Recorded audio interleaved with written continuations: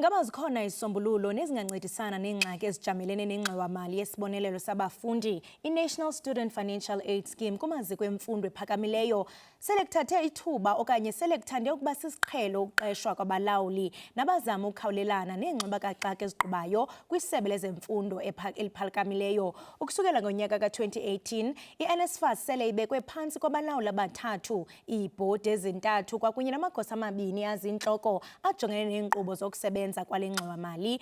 Ziyabethabethana ke izimvo ngesigqibo somphathiswa wemfundo ephakamileyo uBhuti Manamela sokuqesha umlawuli wesithathu. Igqiza lenkqubo ka-SABC asikhulume Let's Talk lithetha nabaxhamli be-NSFAS ukuva izimvo zabo ngale ntsida abadala. Masikrobise ngesingakulindela namhlanje kule nkqubo. Maybe we're not investigating enough. Maybe we are shallow. But our biggest problem literally does not lie most on the investigation. What in fact you are looking at NSFAS is quite systematic problem. And what you need to resolve it permanently requires sustainability. Or rather, people who have been there for quite long. It's really sad and shocking because we are putting new people in that will start from scratch. So if there were processes that were already happening, students where there was progress already within NSFAS, then now there will be delays because we are having new people who will start from scratch. As students were watching that very closely because we are scared of delays in allowances, issues with accommodation. It can be fixed without political interference. And of course, we are speaking about this. We are looking at sustainability, continuity, and to ensure that there is no interference in as far as executives are concerned. Ngalo mzuzu sikunye nonokubonga Mgwenya umqulunqi wenkqubo ye-Asikhulume Let's Talk oza kusinika umbono omfutshane ngezinto esizawuthi sizilindele kwinkqubo yanamhlanje ngentsimbi yesihlanu emva kwemini apha ke ku-SABC Lihaye no-SABC 1. Nokubonga masikubulise sikwamkele SABC Lihaye. Enkosi ngokuba nathi.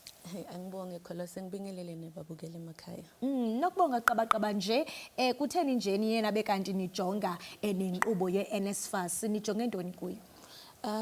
Before I can get to that, dokhumbula ukuthi i-Minister of Higher Education uBhuti Manamela uye wakhipha i-announcement kuyo lenyanga lesikiyo ukuthi he's placing i-NSFAS under administration, which is a concern ebantwini labaningi bafuna kwathi ukuthi kahle yini lelengaka lento wako, because if you can remember akwendeki kwekucala lokho ukuthi ibekwe ngaphansi kwesandla semlawuli.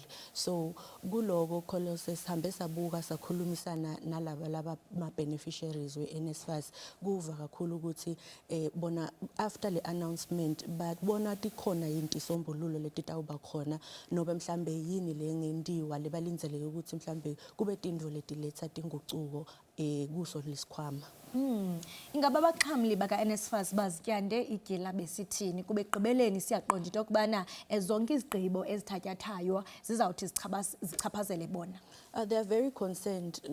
Lengakusho ukuthi masikhulumisana nabo on the ground because siphumile Asikhulume Let's Talk sayokhulumisana nebafundi basemanyuvesi because those are the people that are highly affected by i-NSFAS ngoba bakhala ngekuthi in terms of i-NSFAS nakufanele ibhadele kuba nema-delays nakufanele kuphume imali mhlambe for i-accommodation sometimes abakhoni ukuthi bayifake ngesikhathi kuba nesikhala la kuthola ukuthi abanakudla khona badepende kuyo le NSFAS bayi-applyele ba-approve ukuthi batoyithola leyo NSFAS ngesikhathi but baphindze bangasayitholi ngesikhathi, which brings a lot of complications. Khona lo munye loye waveta indzaba yokuthi they come from KwaZulu-Natal, KZN, coming to Johannesburg utitshela ukuthi uyothola i-accommodation because you are already approved and believing ukuthi nokuya esiswini udokuthola.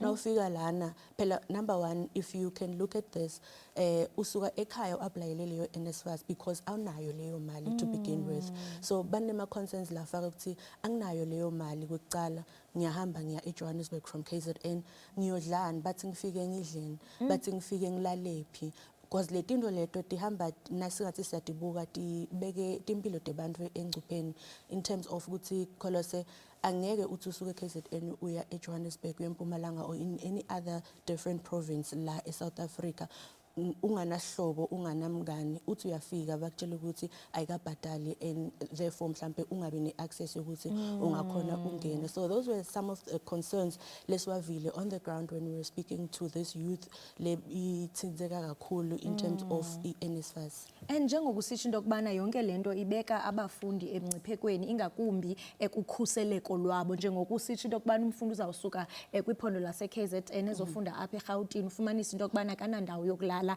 Ingaba mhlawumbe abafundi baye bayiveza inkxalabo ngendlela oku ongathi mhlawumbe kuchaphazele izifundo zabo ngayo? Yeah, definitely, because uma ungakadli ukhona njani concentrate esikolweni.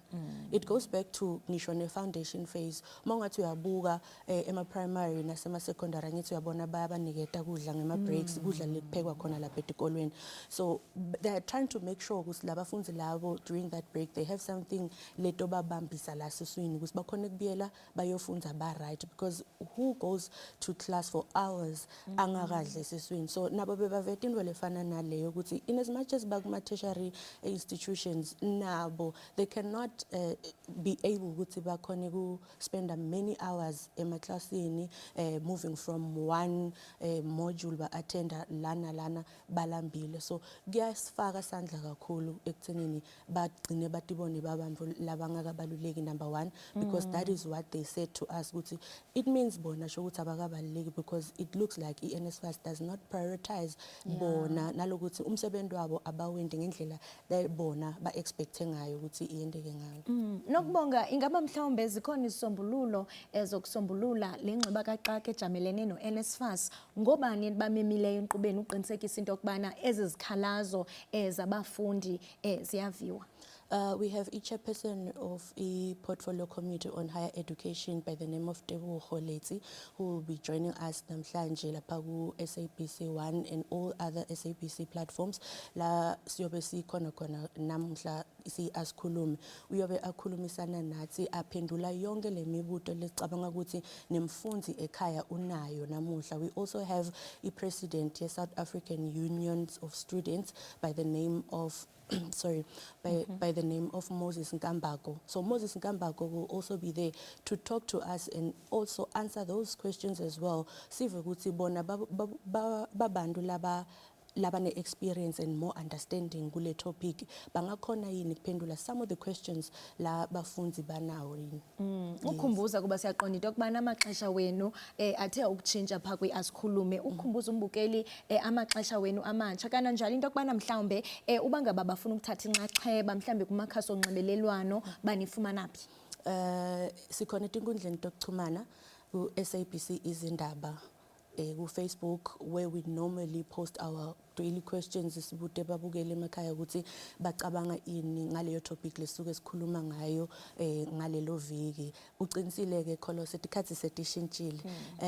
Sisukile kulesibili besiya kulesibili nga 9:30 ebusuku, but umbukeli akabe sure ukuthi every Monday nyalo if possible angasetha ne-alarm every Monday nga 5 ntambama utokhona ukuthola lonke lihlelo le-Asikhulume. And lesingaku encourage kakhulu ukuthi i-youth participate kakhulu because we have a lot letawuthinza i-youth kulesikhathi sanyana. Masibambe ngazibini sibulele nokubonga ngexesha lakho. Ngiyabonga. Bukeli besilana indlebe nayo kaloku umqulunqi wenkqubo ye-Asikhulume uNokubonga Mgwenya. Ngoku umbukeli masithi qhu isibhatala amatyala evenkileni usabukele i-SABC lihaye.